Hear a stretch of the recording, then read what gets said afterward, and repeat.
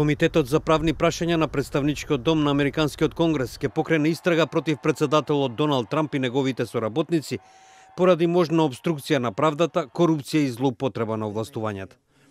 Председателот на овој комитет, кој има овластување и да побара импичмент, демократот Джери Надлер, изјави дека биле побарани документи од над 60 луѓе од администрацијата на Трамп во рамките на проширената истрага за наводното руско мешање во американските председателски избори во 2016 година. We'll do everything we can to get whatever evidence. We are starting this investigation. Побарани се документи меѓу другите од синот на председателот Доналд Трамп Џуниор и од финансискиот директор на Трамп организацијата Ален Вајселберг.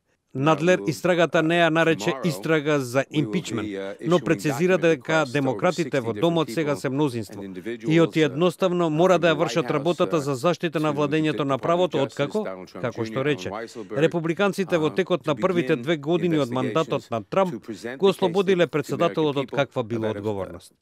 Impeachment is a long way down the road. We don't have the facts yet, but we're going to initiate proper investigations. Сушност, републиканците во Представничкиот дом имаат сосема поинаков поглед на најновиот развој на настаните во врска со истрагата против Трамп.